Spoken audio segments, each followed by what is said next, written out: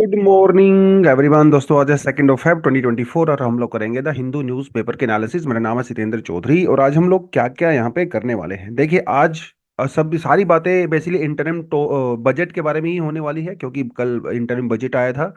तो बजट के बारे में थोड़ा बात करेंगे। बेसिक बजट क्या होता है जो यूजुअली हम लोग पार्लियामेंट के अंदर देखते हैं, लेकिन इंटरिम बजट क्या होता है, इसके और इसके बीच में क्या डिफरेंस होता है वो हम लोग देखेंगे। उसके अलावा मनी लॉन्ड्रिंग के बारे में एक छोटा सा टॉपिक है। तो मनी लॉन्ड्रिंग क्या होती है, कैसे काम करती है, इसके अंदर कौन कौन सी लेयर्स होती हैं, हमारे कंट्री में कौन कौन से लॉज हैं जो मनी लॉन्ड्रिंग को एड्रेस करते हैं, इशू को, वो हम लोग यहाँ पे देखेंगे। तो ये टॉपिक काफी इंपॉर्टेंट है मेंस के परस्पेक्टिव से, और ये ऊपर वाले टॉपिक प्रीलिम्स और मेंस दोनों के लिए ही इक्वली इंपॉर्टेंट है। उसके अलावा फिजिकल कंसोलिडेशन, ये भी बजट से जुड़ा हुआ है, ये हम लोग देखेंगे। बेसिक सी बात पढ़ेंगे, फिजिकल कंसोलिडेशन क्या होता है बेसिकली, क्या इसका मीनिंग होता है, कैसे ये काम करता है। और एक जो टेक्स्ट सेक्शन से दिया हुआ है वो है आपका हीट वेव के बारे में। हालांकि ये भी थोड़ा रिपीटेड सा तो है, लेकिन फिर भी जीएस पेपर 3 में जब हम लोग डिजास्टर मैनेजमेंट की बात करते हैं तो वहां से एक ये डिसेंट टॉपिक आपका हो सकता है। और यहाँ से यूपीएससी मेंस में एक पोटेंशियल क्वेश्चन भी डेफिनेटली बनता है। तो देखिए, आपको मैं पेपर दिखाता हूँ। और ये फ्रंट पेज है, और this is talking about budget, right. और social sector, taxes, social power, railways, उसके बारे में बात करता है।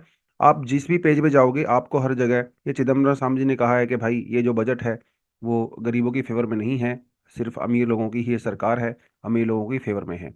उसके अलावा हमारे पीएम साहब ने कहा है कि ये इंक्लूसिव है, इनोवेटिव है। इंक्लूसिव है, इनोवेटिव है, कितने अच्छे वर्ड हैं। तो इस तरह के वर्ड्स और वोकैब आपके एग्जाम के लिए होनी चाहिए। सिंपल वर्ड होते हैं लेकिन बहुत इफेक्टिव होते हैं। और यूजली जब हम लोग नॉर्मल आंसर राइटिंग करते हैं तो इस तरह के वर्ड हमारे याद आते नहीं है दिमाग में, क्योंकि हम लोग पढ़ते कम हैं। तो रिवीजन जितना ज़्यादा करोगे, इस कंटेंट को जितना ज़्यादा पढ़ोगे, ये वोकैब आपकी नेचुरल हो जाती है। तो इस तरह के वर्ड इंक्लूसिव, इनोवेटिव आपको यूज़ करने रहते हैं। उसके अलावा पॉपुलेशन को लेके भी कुछ हिंट दिए गए हैं। फ्यूचर में आपको देखने को मिलेगा, ऑफ कोर्स अब तो नहीं, लेकिन ये सरकार, नई सरकार बनेगी, अगर यही सेम सरकार बनती है मोदी साहब की, तो डेफिनेटली आपको फ्यूचर में इंडिया में जो पॉपुलेशन ग्रोथ हो रही है उसको लेके कुछ ना कुछ देखने को मिलेगा। हालांकि हालांकि हमारे यहाँ पे जो पॉपुलेशन जो ग्रोथ है, या फर्टिलिटी रेट आप कहें, वो ऑलरेडी 2.1 से नीचे जा चुकी है, जो कि हमारी रिप्लेसमेंट जो है रेट है। तो टेंशन की जरूरत नहीं है। वैसे तो देखा जाए इंडिया में पॉपुलेशन फर्टिलिटी रेट ऑलरेडी 2.0 पे पहुंच चुकी है, लेकिन कुछ हिस्सों में डेमोग्राफिक चेंजेस हो रहे हैं। खासकर अगर आप नॉर्थ ईस्ट इंडिया को देखें, वेस्ट बंगाल, आसाम वगैरह को देखें, इलीगल माइग्रेशन की वजह से, तो फ्यूचर में उस पॉपुलेशन को कंट्रोल करने के लिए वहां पे कुछ ना कुछ गवर्नमेंट यहाँ पे बात करेगी। उसके अलावा net zero gain for the job guarantee scheme, तो मनरेगा को लेके ये फिर से एक आर्टिकल आया है बजट वगैरह को लेके।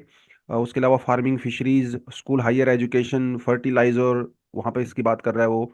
सोलर पैनल की बात कर रहा है, 1 करोड़ घरों में जो है सोलर पैनल लगाए जाएंगे, राइट। टैक्स डिमांड्स वगैरह ऑल दैट। तो ये सारी सारी जो है इकोनॉमी के रिगार्डिंग ही सारे टॉपिक आपको नजर आ रहे होंगे। आ- आशा, आंगनवाड़ी, हेल्थ कवर, ठीक है। आपको इतनी माइन्यूट डिटेल्स नहीं पढ़नी होती हैं एग्जाम के लिए, ठीक है। आप उससे नहीं पूछते हैं। हाँ, कोई स्पेसिफिक स्कीम वगैरह लॉन्च की हो तो वो डेफिनेटली पूछा जा सकता है आपसे। और इंटरिम बजट में यूजली सरकारें जो है वो स्कीम्स वगैरह लॉन्च नहीं करती है, कोई भी नई स्कीम, क्योंकि पता नहीं होता है कि अगली सरकार उनकी आएगी या नहीं आएगी। तो एक रूल है ये, कि कोई भी नई स्कीम लॉन्च सरकार नहीं करेगी इंटरिम बजट के अंदर। तो उसके अलावा मैन्युफैक्चरिंग को लेकर हिंट दिया गया है कि कुछ ना कुछ फ्यूचर में स्कीम लॉन्च हो सकती है। सिर्फ हिंट दिए गए हैं, एज सच कोई पर्टिकुलर चीज़ नहीं यहाँ पे बात की है। उसके अलावा इकोनॉमिक रेल कॉरिडोर के बारे में बात की है, उड़ान स्कीम के बारे में बात की है। दुनिया भर के सेक्टर जो हैं यूजली हम बात करते हैं उनके बारे में, कुछ ना कुछ बजट अलोकेशन, किसी में 2% कम हो गया, किसी में 4% ज़्यादा हो गया, तो उसके बारे में बेसिकली ये बात कर रहा है, राइट। अब यहाँ पे देख सकते हैं आप क्लियरली एक बजट ब्रेकडाउन दिया गया है। तो टोटल अगर हम लोग इंटरेस्ट की बात करें तो 11,90,440 करोड़ रुपए का टोटल जो है यहाँ पे इंटरेस्ट उन्होंने बताया है। उसके अलावा डिफेंस के लिए जो बजट अलोकेशन किया गया है वो है आपका 4,54,773 करोड़ रुपीज। ऐसे ही फूड के लिए 2 लाख के लगभग है, टैक्स एडमिनिस्ट्रेशन के लिए जो है 2 लाख के लगभग है, फर्टिलाइजर में 0.77% कम हुआ है बजट एलोकेशन इस बार पिछले साल के कंपैरिजन में, जो कि सबसे ज़्यादा यहाँ पे कमी देखने को मिली है। एग्रीकल्चर में 0.05% कम हुआ है इस बार बजट। उसके अलावा पेंशन में 0.27, ट्रांसपोर्ट में 0.27 अगेन दोबारा से कम हुआ है। उसके अलावा हेल्थ सेक्टर में इस बार थोड़ा सा बजट बढ़ा है, 0.13% ओनली। और आईटी में थोड़ा सा इंक्रीज किया गया है। फाइनेंस में ठीक ठाक इंक्रीज हुआ है। 1.37% के आसपास यहाँ पे इंक्रीज हुआ है। तो आप यहाँ पे देख सकते हो अलग अलग सेक्टर में किसी में कम किसी में ज़्यादा वो सब चीज़ें हुई हैं। बट एग्जाम के पर्सपेक्टिव से हमें क्या ज़्यादातर इंपॉर्टेंट रहता है, एग्जाम के पर्सपेक्टिव से इंपॉर्टेंट रहता है एक तो बेसिक बेसिक अंडरस्टैंडिंग कि भैया बजट होता क्या है, बजट क्यों हम लोग जो है प्रेजेंट करते हैं, इसका पर्पस क्या होता है, इसका विजन क्या होता है, वो आपसे चीजें पूछ लेता है। कॉन्स्टिट्यूशनल जो प्रोविजंस हैं बजट को लेके वो आपसे पूछ लेता है।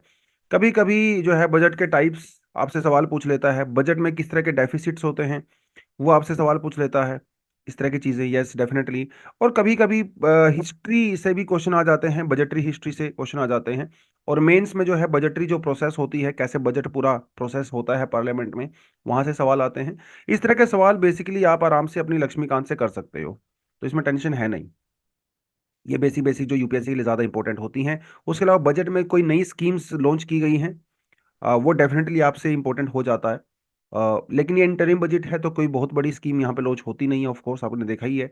तो इसीलिए बहुत ज़्यादा इसको आपने दिल पे नहीं लेना है। बजट के बारे में बेसिक अंडरस्टैंडिंग रखें, इंटरिम बजट क्या होता है उसके बारे में बेसिक अंडरस्टैंडिंग रखें, आपके लिए मोर देन सफिशिएंट हो जाता है। यूनियन बजट की पहले बात कर लेते हैं, फिर इंटरिम बजट के बारे में बात करेंगे। यूनियन बजट, देखिए हमारे कॉन्स्टिट्यूशन के अंदर बजट वर्ड का यूज नहीं किया गया है बेसिकली।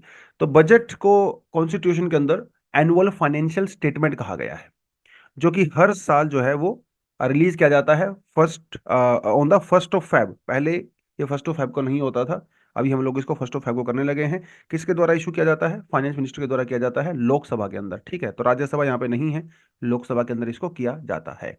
उसके अलावा बजट बनाने से पहले जो प्रोसेस शुरू होती है वो की जाती है by department of economic affairs under ministry of finance, ठीक है, जो कि एक नोडल एजेंसी होती है बजट के डॉक्यूमेंट को बनाने के लिए।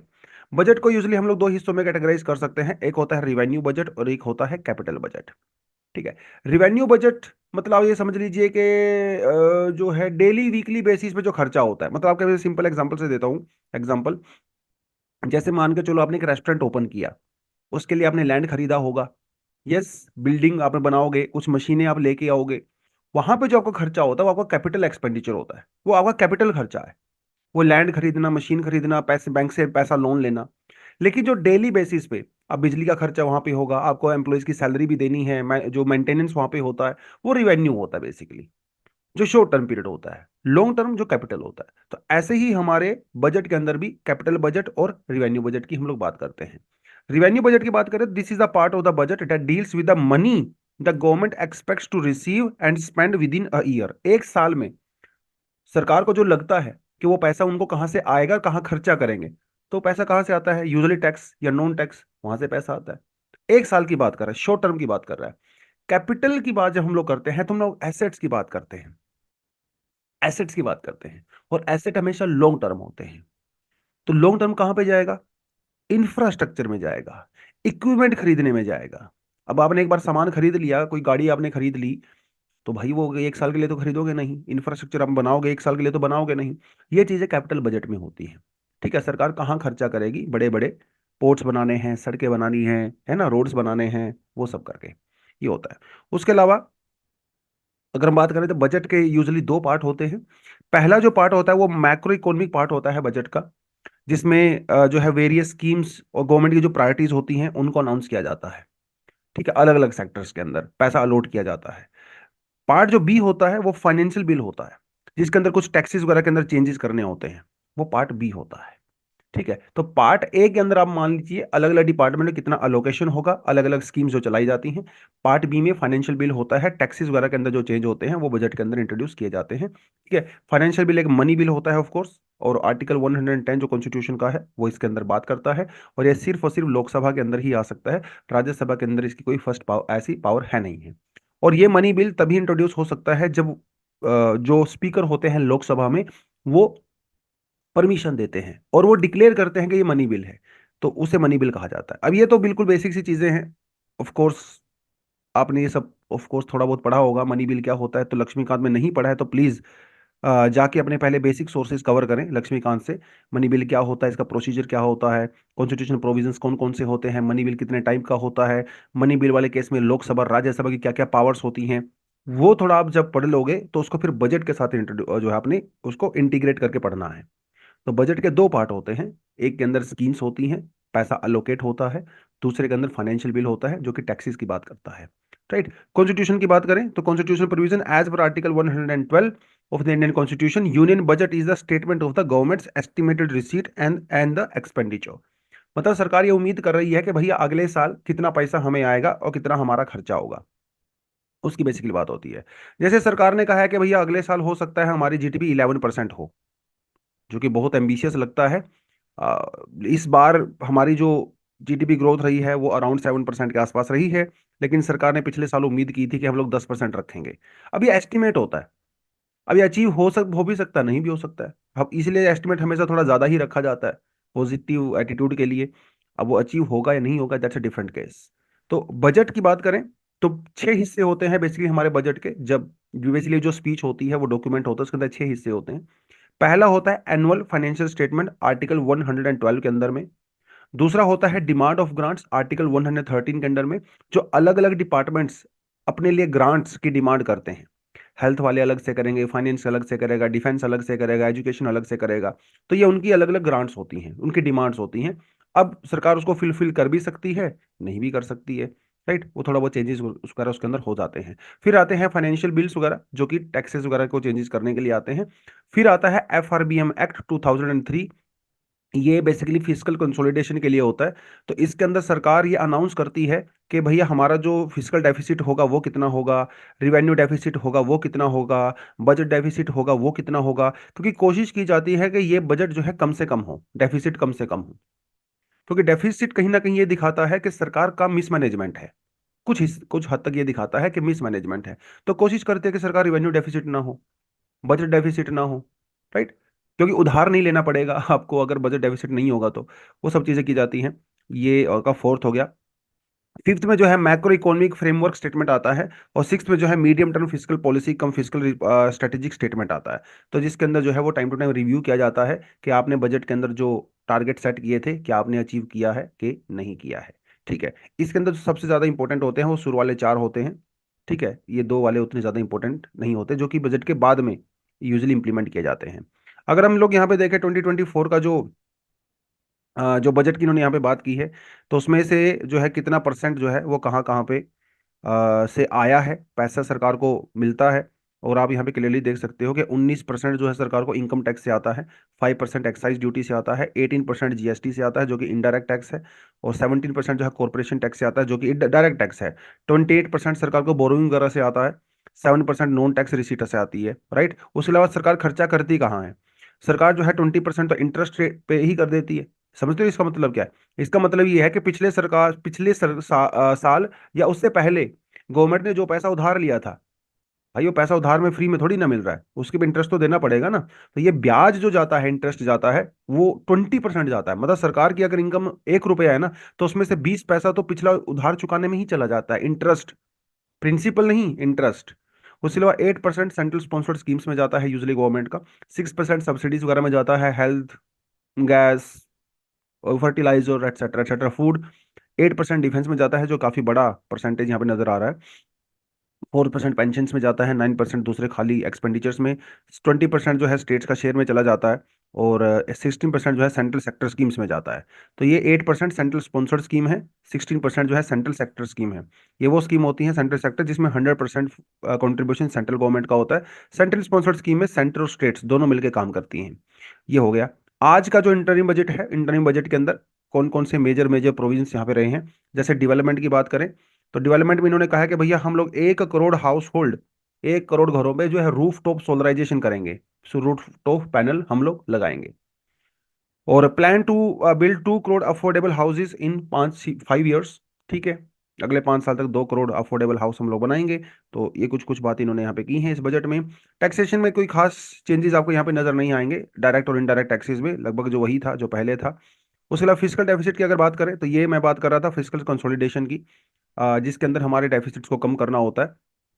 तो सरकार ये कह रही है कि भैया 2025 फाइनेंशियल ईयर जो है, यहाँ पे जो फिजिकल डेफिसिट है वो 5.1% होगा। फिजिकल डेफिसिट का मतलब क्या होता है? सरकार की एक्सपेंडिचर और सरकार के जो इनकम होती है उसके बीच का जो डिफरेंस होता है उसे फिजिकल डेफिसिट कहते हैं। तो कितना फर्क होगा? 5.1%। ठीक है, 2024 में कितना था? 5.8। तो सरकार थोड़ा सा उम्मीद रख रही है कि अगले साल डेफिसिट जो है वो कम होगा। जो जीडीपी का टारगेट हम लोगों ने रखा है नॉमिनल जीडीपी का 2025 के लिए, वो रखा है 10.5%, जो कि काफी ऑप्टिमिस्टिक है। ये नॉमिनल जीडीपी क्या बोल रहा है वो? नॉमिनल जीडीपी और रियल जीडीपी में फर्क होता है। नॉमिनल जीडीपी हम लोग इन्फ्लेशन कैलकुलेट नहीं करते हैं, लेकिन रियल जीडीपी हम लोग उसमें से इन्फ्लेशन माइनस कर देते हैं, यूजली आप ये कह सकते हो। ठीक है। उसके अलावा जो डिवेस्टमेंट है, डिवेस्टमेंट का या डिस इन्वेस्टमेंट जो है, उसका टारगेट रखा गया है 50,000 करोड़ रुपीज। इसका मतलब आपको शायद पहले से पता ही होगा, नहीं पता है तो बता देता हूँ। डिस इन्वेस्टमेंट का मतलब ये होता है कि जो सरकारी कंपनियां हैं उनकी सेल, उनको सेल करना है, उनका कुछ परसेंटेज उसको बेच देना है। कई बार पूरा बेच देते हैं 100%, जैसे एयर इंडिया को बेच दिया, वो भी डिसइन्वेस्टमेंट होती है। कभी कभी कुछ 10%, 5%, 15% बेच देते हैं किसी प्राइवेट कंपनी को, वो भी डिसइन्वेस्टमेंट ही होती है। तो वो 50,000 करोड़ रुपए का सरकार ने टारगेट रखा है कि हम लोग सरकारी कंपनियों को बेचेंगे। यूजली वही सरकारी कंपनियां बेची जाती हैं जो लॉस में होती हैं, बहुत सारी कोशिश करने के बाद भी वो प्रॉफिट में नहीं जा पाती हैं। तो भाई अच्छा ही है कि उसको बेच दो, कम से कम सफेद हाथी है, वैसे भी खर्चा ही करवा रहा है फालतू में। जैसे एयर इंडिया को कितने साल से हम लोग खर्चा ही करे जा रहे थे, फाइनली सरकार ने बेच दिया। तो 50,000 करोड़ रुपीज ऐसा जुगाड़ करने का सोचा है सरकार ने, हम लोग करेंगे। उसके अलावा हेल्थ की बात करें तो आयुष्मान जो भारत स्कीम है, इसके अंदर जो है आशा वर्कर्स और आंगनवाड़ी वर्कर्स को भी जो है इंक्लूड कर दिया गया है। और जो गर्ल वैक्सीनेशन होता है, जो हमारे पास यूनिवर्सल वैक्सीनेशन जो है, उसके अंदर सर्वाइकल कैंसर को भी अभी गवर्नमेंट ने इंक्लूड कर दिया है, पहले उसके अंदर ये नहीं होता था। ठीक है। और इसके बारे में हम लोगों ने लास्ट वीक टॉपिक भी किया था सर्वाइकल कैंसर के बारे में। यूजली 9 to 14 एज की जो गर्ल्स हैं उनको ये लगाया जाएगा। तो ये बहुत अच्छी न्यूज़ यहाँ पे आई है, बहुत ज़बरदस्त। उसके अलावा रेलवेज को लेके जो है, सरकार ने कहा है कि 40,000 रेलवे बोगीज हम लोग ऐड करेंगे अंडर वंदे भारत स्कीम। उसके अलावा मेट्रो रेल, नैनो भारत, ठीक है, इसको थोड़ा और सिटीज के अंदर एक्सपेंड किया जाएगा। कुछ नए रेलवे कॉरिडोर्स यहाँ पे बनाने की बात कही गई है। उसके अलावा अलग अलग मिनिस्ट्रीज को जो पैसा दिया गया है, ठीक है, आप यहाँ पे देख सकते हो। डिफेंस मिनिस्ट्री 6.1 लाख करोड़ सबसे हाईएस्ट दिया गया है।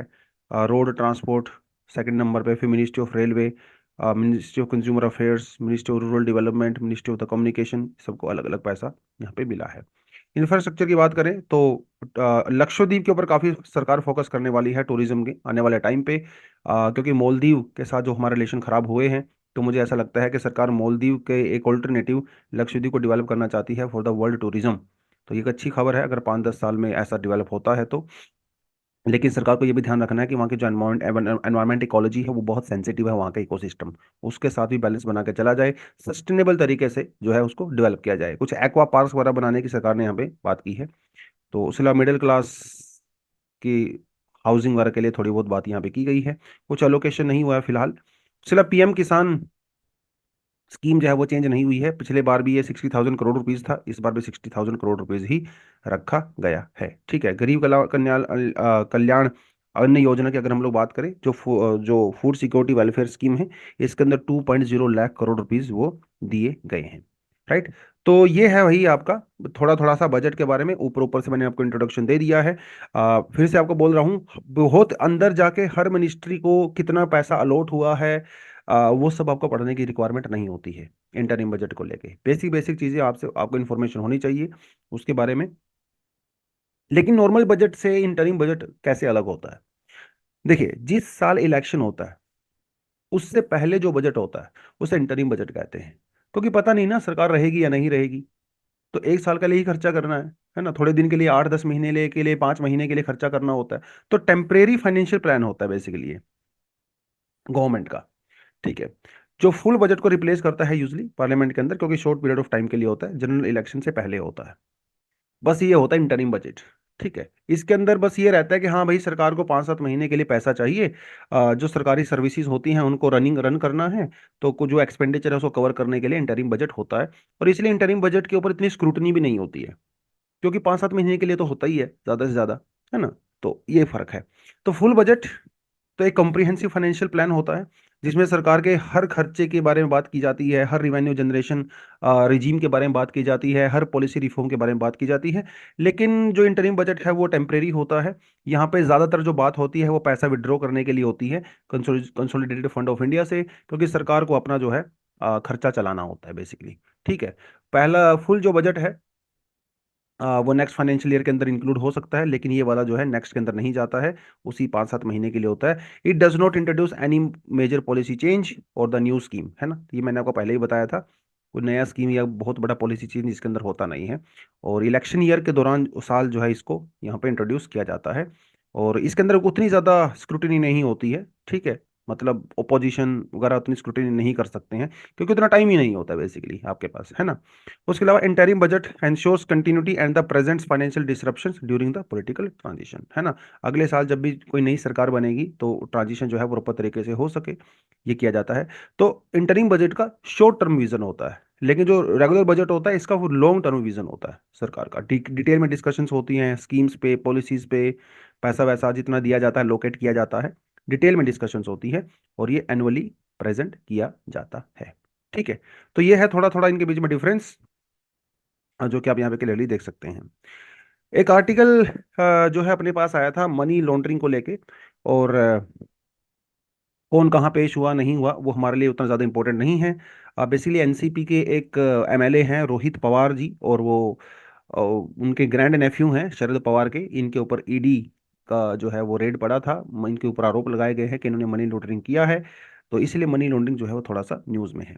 तो मनी लॉन्ड्रिंग बेसिकली होता क्या है वैसे तो, अगर सिंपल भाषा में आप बात करें, लॉन्ड्रिंग का मतलब क्या होता है, जो मैले कपड़े होते हैं आप उसको धोते हो तो वो साफ होके बाहर आ जाते हैं।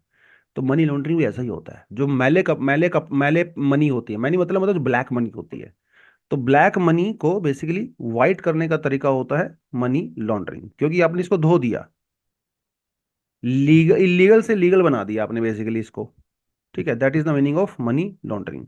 तो process of converting illegal profit or revenue of an organization entity or individual into a legal one, that is the meaning of money laundering, ठीक है। और आप ऐसा क्यों कर रहे हो भाई? देखिए पहली बात, ब्लैक मनी जनरेट करना ही इलीगल है, आप वो क्रिमिनल एक्ट कर रहे हो, क्राइम कर रहे हो ना आप। उसके बाद फिर आपने इलीगल तरीके से उसको वाइट भी कर दिया, तो क्राइम पे क्राइम करे जा रहे हो। तो it is a process that criminals use in attempt to hide the illegal source of their income. अब भाई आपने किसी ने किसी को किडनैप कर लिया, किसी ने किसी को किडनैप कर लिया, फिरौती मांगी, वहां से पैसा आया 5 करोड़ रुपए। अब आप ये तो नहीं दिखा सकते बैंक में, देखो जी भाई मेरा बहुत बड़ा बिजनेस है, वहां से मुझे 5 करोड़ का प्रॉफिट हुआ है। वो नहीं क्योंकि बिजनेस आपका है नहीं। अगर बिजनेस होता तो शायद आप हाइड कर भी सकते थे। तो जो इलीगल तरीके से पैसा कमाया हुआ होता है, जिसके आपके पास कोई बिल नहीं होता, डिटेलिंग नहीं होती है, उसको छुपाने के लिए जो है क्रिमिनल्स इस तरीके का यूज करते हैं, उस ब्लैक मनी को व्हाइट में कन्वर्ट करते हैं। और बहुत कॉम्प्लेक्स ये प्रोसेस होती है, अलग अलग तरीके से। तो एक बिजनेस के अंदर दूसरा, दूसरे में तीसरा, तीसरे में चौथा, एक पूरी लेयरिंग की जाती है, तब जाके जो है ब्लैक से व्हाइट में कन्वर्ट किया जाता है। और इंडियन पिनल कोड का वायलेशन है, आईपीसी, नारकोटिक्स प्रिवेंशन और corruption, corruption act, human trafficking वगैरह, यहाँ से बहुत सारा जो पैसा इलीगल तरीके से किया जाता है वो सब यहाँ पे रहती है। अब मनी लॉन्ड्रिंग मतलब करने के लिए या ब्लैक से व्हाइट करने के लिए यूजली 3 प्रोसेस होती हैं: प्लेसमेंट, लेयरिंग और इंटीग्रेशन। 3 चीजें होती हैं। पहले में क्या होता है, जो डर्टी मनी है, जो ब्लैक मनी है, आप उसको कलेक्ट करते हो किसी भी तरीके से, मान लो किडनैपिंग करने से आपने वो किया। अब उसका प्लेस करोगे, कहाँ प्लेस करोगे? हमारे फाइनेंशियल सिस्टम के अंदर प्लेस करोगे। प्लेस करोगे तभी तो वाइट होगा, ठीक है। अब प्लेस करने के लिए अलग अलग तरीके होते हैं फाइनेंशियल सिस्टम के अंदर, लेयरिंग की जाती है, ठीक है।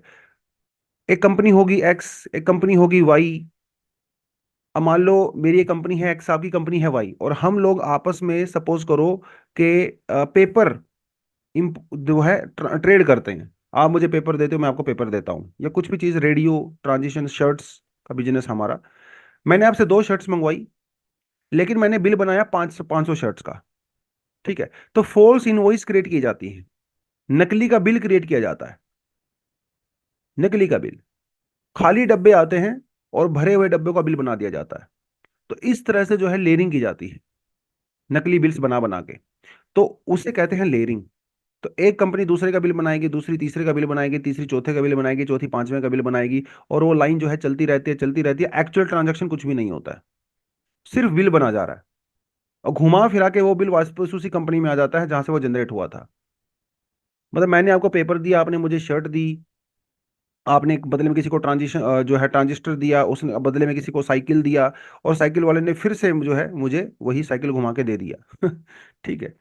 तो लेयरिंग की जाती है, दो दो तीन तीन चार चार लेयर होती हैं, तो इसलिए जो हमारी रेगुलेटर्स होती हैं उनके लिए बड़ा मुश्किल हो जाता है ये सब करना, और वो सब होता है। उसके अलावा जो लग्जरी एसेट्स परचेज किए जाते हैं, गाड़ियाँ वगैरह, प्रॉपर्टीज वगैरह, और या फिर स्टॉक मार्केट में इन्वेस्ट कर दिया जाता है, जो आपके टैक्स हेवन्स होते हैं वहाँ पे जो कंपनीज होती हैं उनके थ्रू इन्वेस्ट किया जाता है। तो पहले क्या किया आपने, प्लेसमेंट किया, प्लेसमेंट के बाद लेयरिंग किया ताकि पकड़ में ना आए, लेयरिंग करने के बाद आपने उसी पैसे को लीगल तरीके से हमारे इन सिस्टम के अंदर इंटीग्रेट कर दिया। स्टॉक खरीद के, गाड़ियां खरीद के, घर खरीद के, प्रॉपर्टी खरीद के, ज्वेलरी खरीद के, तो पता ही नहीं चलेगा, ऐसा लगेगा ये तो वाइट मनी है। तो ये प्रोसेस जो है यहाँ पे फॉलो की जाती है। क्यों होता है मनी लॉन्ड्रिंग, कारण क्या है? देखो वैसे तो कारण बहुत सारे हो सकते हैं, लेकिन सरकार क्यों नहीं पकड़ पाती है, उसके भी बहुत सारे रीजंस हैं। पहली बात तो जो टैक्स हेवन कंट्रीज होती हैं उनके साथ हम टैक्स इन्फॉर्मेशन शेयर ही नहीं करते। इंस्टेंट कोऑपरेशन, कंपनियां ओपन करना बहुत आसान है, जैसे कई टैक्स हेवन्स हैं, जैसे केमेन आइलैंड हो गया, पनामा हो गया, ठीक है, यहाँ पे कंपनी आप 30 मिनट्स में कंपनी ओपन कर सकते हो।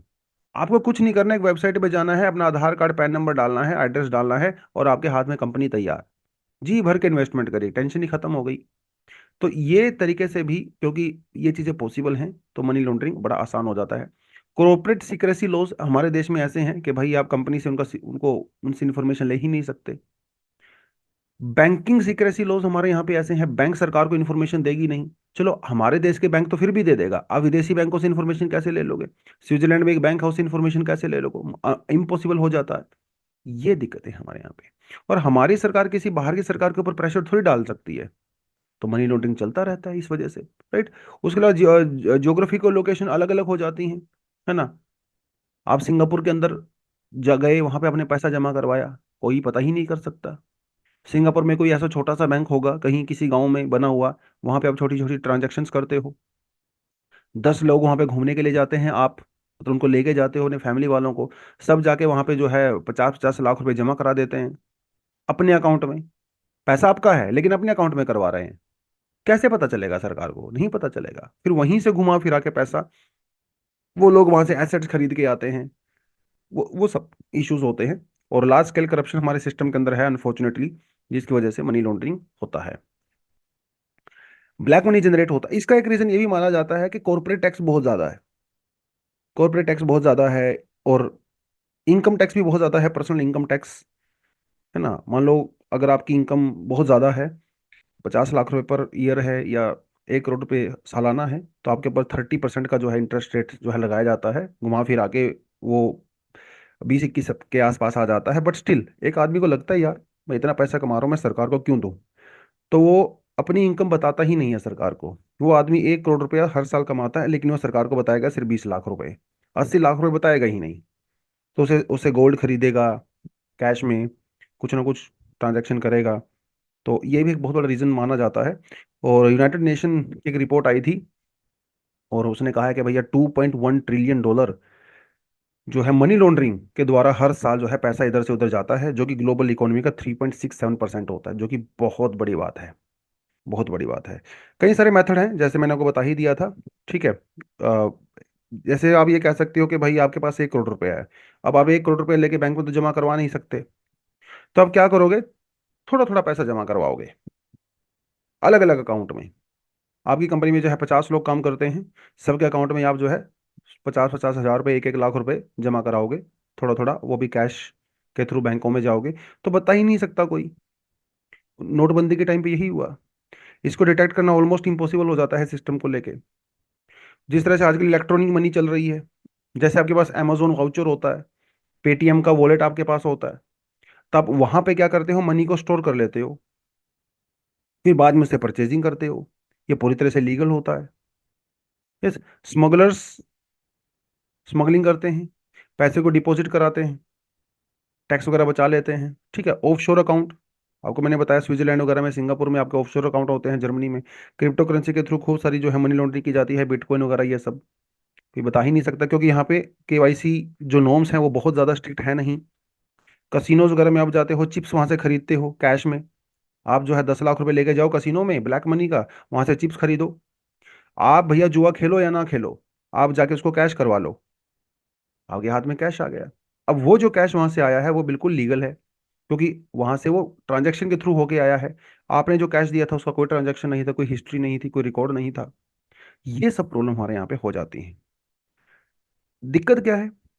मनी लॉन्ड्रिंग से क्या क्या इफेक्ट होते हैं? ऑफ कोर्स टेररिज्म, किससे फंडिंग की जाती है। हमारे बैंकिंग सिस्टम को पूरा थ्रेट हो जाता है, क्योंकि अंदर ही अंदर पर्दे के पीछे जो है अलग ही फाइनेंशियल सिस्टम चल रहा है।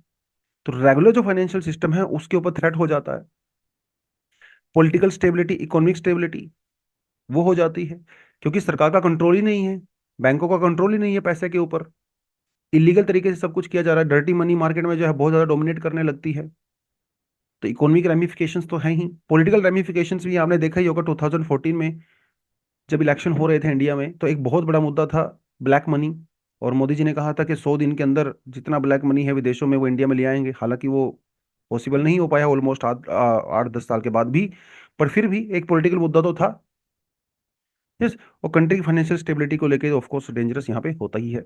और करप्शन जब एक बार सिस्टम के अंदर घुस जाता है उसको निकालना बड़ा मुश्किल हो जाता है, तो ये जो है बाकी दूसरे ऑर्गन्स में भी चला जाता है। ब्लैक मनी या मनी लॉन्ड्रिंग को एड्रेस करने के लिए हमारे पास यहाँ कौन कौन सी अथॉरिटी है? एनफोर्समेंट डायरेक्टरेट, जो आज न्यूज में था, ईडी। ठीक है, ये है ऑफ कोर्स, जो कि PMLA, prevention of money laundering act के अंडर में को इम्प्लीमेंट करने के लिए काम करता है, और एफआरबीएम को इम्प्लीमेंट करने के लिए काम करता है। तो एक तो हमारे पास ये है। दूसरा हमारे पास है फाइनेंशियल इंटेलिजेंस यूनिट, जो कि department of revenue, ministry of finance के अंडर में आता है। ये लोग भी अपनी तरीके से इन्वेस्टिगेट करते हैं और इंटेलिजेंस गैदरिंग करते हैं। बहुत बार ये जो इंटेलिजेंस देता है उसके बेसिस पे जो ईडी है वो एक्शन भी लेता है। ठीक है, तो ये है कुछ कुछ चीजें जो आपको थोड़ा सा देखना यहाँ पे पड़ेगा। उसके अलावा नेक्स्ट जो टॉपिक अपना आता है वो है जी फिस्कल कंसोलिडेशन। वैसे तो मैं आपको बता ही चुका हूँ फिस्कल कंसोलिडेशन क्या होता है। जैसे हमारे बजट के अंदर खूब सारे डेफिसिट होते हैं, है ना, revenue deficit, fiscal deficit, budget deficit. Deficit को कम करना है, मतलब इसका आप ये समझ लीजिए कि इनकम को बढ़ाना है और एक्सपेंडिचर को कहीं ना कहीं कम करना है, ताकि आपका डेफिसिट कम हो सके। अब इस एक्सपेंडिचर को कम करने का मतलब ये नहीं है कि अब हेल्थ से पैसा खर्चा करना बंद कर दो, अब एजुकेशन में पैसा खर्चा करना बंद कर दो, इसका मतलब ये नहीं होता है। तो इसीलिए कुछ लोगों का कहना है कि साहब जो फिजिकल डेफिसिट होता है ये इतना भी बुरा नहीं है जितना बुरा इसको सोचा जा रहा है। फिजिकल डेफिसिट यूजली दो कारण से हो सकता है। एक तो मिसमैनेजमेंट, फालतू के खर्चे कर रहे हो, इनकम जहां से बढ़ सकती थी बढ़ा नहीं रहे हो। मिसमैनेजमेंट एक रीजन हो सकता है। दूसरा रीजन हो सकता है ओवर एक्सपेंडिचर, और वो ओवर एक्सपेंडिचर सोशल सेक्टर के ऊपर भी हो सकता है। जैसे डेवलपिंग कंट्री है, हम लोग हेल्थ, एजुकेशन, इंफ्रास्ट्रक्चर पे आपको खर्च करना पड़ेगा। उस वजह से भी कई बार सरकार का एक्सपेंडिचर एक्सपेंडिचर ज्यादा होता है, तो फिजिकल डेफिसिट हो जाता है। कई बार कैपिटल एक्सपेंडिचर की वजह से भी जो है डेफिसिट हो जाता है। तो ऐसा खर्चा गलत नहीं है। अगर आप हेल्थ पे खर्चा कर रहे हो, एजुकेशन पे खर्चा कर रहे हो, तो that's not a bad thing. लेकिन अगर आप मिसमैनेजमेंट कर रहे हो तो दैट्स अ बैड थिंग। तो फिजिकल कंसोलिडेशन मतलब यही है कि जो सरकार का जो बजट है, एक्सपेंडिचर है, इनकम है, इसको प्रॉपर तरीके से मैनेज करना है।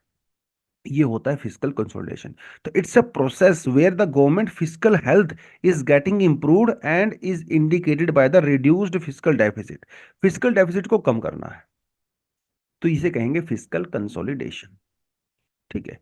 तो फिजिकल कंसोलिडेशन को रिड्यूस करिए, डेफिसिट को कम करिए, रिवेन्यू डेफिसिट को कम करिए, अपनी इनकम के साधन बढ़ाइए, एक्सपेंडिचर जो फालतू के हो रहे हैं उनको कम करिए। और ये करने की सरकार की जिम्मेदारी है। और सिर्फ जिम्मेदारी ही नहीं, बल्कि ये लीगल ओब्लिगेशन भी है। Physical responsibility and the budget management act, FRBM, ये एक्ट ये कहता है कि this is legal obligation of the government to manage their budget, to reduce their deficits. सरकार को ये करना पड़ता है, लीगली बाइंडिंग है, कानूनी है ये। और हर बार बजट में सरकार को बताना पड़ता है कि साहब एफआरबीएम के जो टारगेट थे मैंने अचीव किए कि नहीं किए, अगर नहीं किए तो क्यों नहीं किए, और कब तक करोगे, ये बताना पड़ता है सरकार को पार्लियामेंट में। ये 2003 हम लोग इसको यूजली लेके आए थे, और तब से लेके हालांकि अब तक हम लोग ने अचीव किया नहीं है, लेकिन कोशिश जारी है, कभी ना कभी तो करेंगे ही। राइट। तो ये है बेसिकली फिजिकल कंसोलिडेशन के बारे में। तो क्या क्या कर सकते हो आप भैया, टैक्स रिवेन्यू का मॉडल है उसको इंप्रूव करिए, ठीक है, एफिशिएंसी लेके आइए, टैक्स अवॉइडेंस जो हो रहा है इकोनॉमी में उसको रिड्यूस करिए, टैक्स इवेजन हो रहा है, ब्लैक मनी जनरेट हो रही है तो उसको पूरी तरह से एलिमिनेट करिए, ऐसे कानून बनाइए, जो कानून एग्जिस्ट करते हैं उनको प्रॉपर तरीके से इंप्लीमेंट कीजिए। जो टैक्स कंप्लायंस है, कोशिश करें कि मोस्टली जो लोग हैं, सभी लोग अगर वो टैक्स ब्रैकेट में आते हैं तो अपना टैक्स टाइम पे दें। टैक्स जीडीपी रेशो को वाइड करें, टैक्स बेस को बढ़ाएं, टैक्स जो कंसेशन दी जाती है उसको मिनिमाइज करें, एग्जाम्पशंस को मिनिमाइज करें, ये उनका कहना है। गवर्नमेंट की जो सब्सिडी है आप फालतू सब्सिडी मत दीजिए, टारगेट करके सब्सिडी दीजिए ताकि फायदा ज्यादा हो। डायरेक्ट बेनिफिट ट्रांसफर के थ्रू सब्सिडी देने की ज्यादा कोशिश कीजिए क्योंकि यहाँ पे लीकेज कम होता है। ये चीजें हैं जो कि फिजिकल कंसोलिडेशन के लिए की जा सकती हैं, राइट। अब चलिए आगे बढ़ते हैं। हीट इवेंट्स के बारे में बात किया है, हालांकि हीट बजट एक सेपरेट टॉपिक है जो हम लोग पहले कर चुके हैं। Heat budget, sorry heat budget कह रहा हूँ, हीट वेव, ठीक है। हीट बजट तो ज्योग्राफी का एक टॉपिक होता है, एक्चुअली कल हम लोग क्लास में हीट बजट कर रहे थे फाउंडेशन कोर्स में, तो इसीलिए जो है दिमाग में चल रहा था। खैर, हीट वेव, हीट वेव क्या होता है? Heat wave is a prolonged period of unusually high temperature और hot weather as felt by the general public and scientifically defined as the occurrence of the temperature greater than the normal in a certain region। देखिए, heat wave का मतलब ये नहीं होता कि high temperature है, वो तो वैसे भी हो सकता है। अब दिल्ली में मान लो 45 डिग्री या 40 डिग्री टेम्परेचर ऑलरेडी होता है, तो क्या इसे हम लोग हीट वेव कहेंगे? नहीं। अगर आपके नॉर्मल टेम्परेचर से, जो यूजली वहां पे होता है 40 डिग्री, इससे ज्यादा हो जाए तो उसे हीट वेव कहेंगे। आईएमडी क्या कहता है? आईएमडी ये कहता है कि भैया किसी जगह पे अगर नॉर्मल मैक्सिमम टेम्परेचर अगर 40 डिग्री या 40 डिग्री से कम है, मान लो भोपाल, भोपाल में normal maximum temperature on an average हर साल मान लो 40 डिग्री या 39 डिग्री जाता है, 39 मान लो, 40 से थोड़ा कम है, और जिस साल भोपाल का टेम्परेचर 39 से 5 से 6 डिग्री ज्यादा हो गया तो उसे कहेंगे हम लोग हीट वेव चल रही है भोपाल में। नॉर्मल मैक्सिमम वॉज 39, अब ये 39 से जो है 5 या 6 डिग्री ज्यादा हो गया है, दिस इज हीट वेव। लेकिन अगर वो नॉर्मल मैक्सिमम से 7 डिग्री हो जाए, मतलब 46 हो जाए, 39 से 46 हो, तो इसे कहेंगे सीवियर हीट वेव। तो ये 5 to 6 degree heat wave, 7 degree severe heat wave, ये उन जगह के लिए है जहां पे नॉर्मल मैक्सिमम टेम्परेचर 40 डिग्री होता था। अब कुछ ऐसी जगह भी हो सकती है, मान लो दिल्ली, जहां पे नॉर्मल मैक्सिमम टेम्परेचर 40 डिग्री या 40 डिग्री से ज्यादा है। मान लो दिल्ली का टेम्परेचर 42 डिग्री होता है नॉर्मल मैक्सिमम, अगर यहां का टेम्परेचर कभी किसी साल, किसी टाइम, किसी हफ्ते 4 से 5 डिग्री ज्यादा हो जाए, मतलब वो 47 से 48 हो जाए, ठीक है, 46 हो जाए, 47 हो जाए, 45 हो जाए, तो तब उसको हम लोग कहेंगे हीट वेव। और अगर वो 6 डिग्री हो जाए, मतलब 48 या 48 से ज्यादा हो जाए, तो उसे कहेंगे सीवियर हीट वेव। ये कंडीशन आपको याद रखनी है, ये कंडीशन इंडिया के कॉन्टेक्स्ट में इंडियन मेट्रोलॉजिकल डिपार्टमेंट वाली कंडीशन है। नॉर्मल 40 या 40 से कम अगर नॉर्मल मैक्सिमम होता है तो वहां पे है 5 to 6% एंड 7%। 5, 6, 7 ऐसे याद रखें, 5, 6, 7, 7 वाला सीवियर, ये वाला हीट वेव। जहां पे 40 से ज्यादा टेम्परेचर होता है वहां पे रखिए याद 4, 5, 6, 6 सीवियर, 4, 5 नॉर्मल हीट वेव, ये अपने याद रखना है, राइट। चलिए जी, तो ये तो बात हो गई। इन वर्ल्ड मेट्रोलॉजिकल डिपार्टमेंट का ये कहना है कि 2023 अभी तक का हॉटेस्ट ईयर रहा है। लगभग हर साल ऐसा ही होता है, 2022 था, उससे पहले, उसके बाद 2021 था। तो क्लाइमेट चेंज की दया है भाई, हर साल जो है हॉटेस्ट ईयर हमारे पास हो रहा है। तो सीधी सी बात है, जब टेम्परेचर बढ़ेगा तो इसका इम्पैक्ट तो हर किसी के ऊपर पड़ेगा, चाहे वेजिटेशन हो, चाहे अडल्ट हो, चाहे ओल्ड एज हो, चाहे चिल्ड्रन हो। यहाँ पे इन्होंने ज़्यादातर चिल्ड्रन के बारे में बात की है इस टेक्स्ट के अंदर। और बेसिकली इन्होंने एक रिपोर्ट के बारे में बात की है जो कि हार्वर्ड यूनिवर्सिटी के अंदर रिपोर्ट आई है, कि हीट वेव का बच्चों के ऊपर क्या इम्पैक्ट होता है। देखिए गर्मियों में क्या होता है, क्योंकि हीट ज़्यादा होती है तो हमारी बॉडी बड़ी स्मार्ट है। हमारी बॉडी उस हीट हीट से अपने आप को डील करने के लिए ब्लड को रीडिस्ट्रीब्यूट करती है, और वो ब्लड हमारी स्किन की तरफ दौड़ता है, जिसकी वजह से हमें पसीना आता है। पसीना आने से वो इवेपोरेट होता है और हमारी स्किन ठंडी हो जाती है। ये एक हीट से लड़ने का तरीका है हमारी बॉडी का। अब देखिए जरा, as long as air temperature is cooler than the body temperature, जब तक सराउंडिंग का टेम्परेचर हमारी बॉडी से कम होता है तो कोई दिक्कत नहीं है, हीट आराम से डिसिपेट हो सकती है। लेकिन जब सराउंडिंग का टेम्परेचर हमारी बॉडी से बहुत ज्यादा हो जाए तो हमारी बॉडी कंफ्यूज हो जाती है। हमारी बॉडी का हर जो सेल होता है, हमारी बॉडी के सेल के अंदर ये मैकेनिज्म होता है कि हीट वेव से अपने आप को डील कर ले। ऐसे कुछ स्पेशल तरह के प्रोटीन्स वो रिलीज करता है जो कि उसको प्रोटेक्ट करता है। हीमोग्लोबिन उस तरह से एक्शन करता है। लेकिन अगर बहुत ज्यादा हो जाए, बहुत लंबे समय के लिए हो जाए, तो हमारे सेल्स प्रॉपर काम नहीं कर पाएंगे। हमारे सेल्स के जो प्रोटीन होते हैं हमें प्रोटेक्ट करते हैं एक्सट्रीम हीट से, वो ब्रेक डाउन हो जाते हैं। तो हमारे पूरे बॉडी का सिस्टम ही ब्रेक डाउन हो जाता है। बच्चों के ऊपर बहुत बुरा असर पड़ता है हीट वेव का, क्योंकि बच्चों की बॉडी छोटी होती है इसलिए जल्दी गर्म भी हो जाती है। यस। और आप अडल्ट हो, आपको गर्मी लगी, हीट आया, आप पेड़ के नीचे खड़े हो गए। लेकिन बच्चों को तो नहीं बताना कर सकते ना, ये छोटे बच्चे जो होते हैं उनको तो अडल्ट्स के ऊपर डिपेंड रहना पड़ता है अपने आप को प्रोटेक्ट करने के लिए। और कई बार वो प्रॉपर मैसेज कन्वे नहीं कर पाते हैं, इश्यूज हो जाते हैं। अस्थमा, ये इशू हो जाता है। ओबेसिटी, डायबिटीज, ये इशू बच्चे में देखने को मिले। हार्ट रिलेटेड इलनेस बच्चों में देखने को मिली है।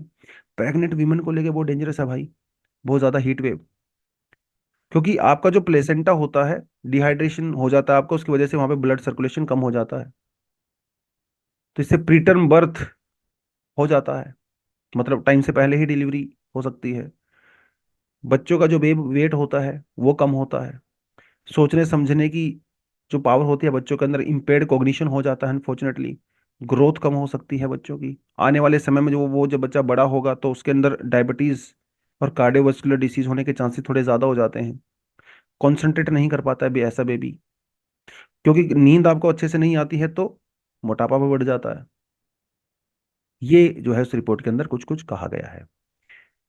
क्या करें इशू को एड्रेस करने के लिए?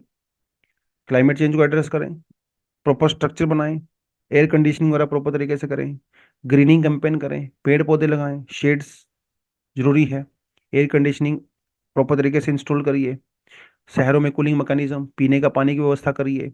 राइट, वो सब चीज़ें आप कर सकते हो।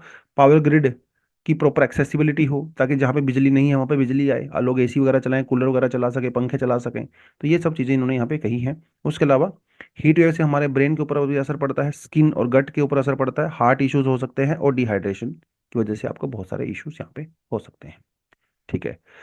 जैसे hypothalamus act as a thermostat for the entire body, sensing temperature and the reading to the keep core temperature within the health body. Continuous high temperature prevent the hypothalamus from the shutting off these cooling responses. ठीक है, तो हमारा जो hypothalamus होता है हमारे brain के अंदर जो होता है, वो हमारी बॉडी के टेम्परेचर को प्रॉपर तरीके से एक्सेस करता है, असेस करता है, ऑब्जर्व करता है, और अपने जो कूलिंग सेंसर्स होते हैं उनको एक्टिवेट रखता है। लेकिन जब बहुत लंबे समय तक हाई टेम्परेचर के अंदर आप रहते हो, हीट वेव के अंदर रहते हो, तो ये हाइपोथैलेमस प्रॉपर काम नहीं करता है, तो हमारी बॉडी का जो कूलिंग मैकेनिज्म होता है वो ब्रेक डाउन हो जाता है। तो ये कुछ कुछ इश्यूज होते हैं हमारे यहाँ पे। और हार्ट रेट बहुत फास्ट हो जाती है, बिकॉज आपके बॉडी को ज़्यादा ब्लड, हार्ट को ज़्यादा ब्लड पंप करना पड़ता है स्किन को कूल रखने के लिए। तो अगर एक हद से ज़्यादा हो गया तो इश्यूज हो सकते हैं, heart heart and muscular issues आपको हो सकते हैं।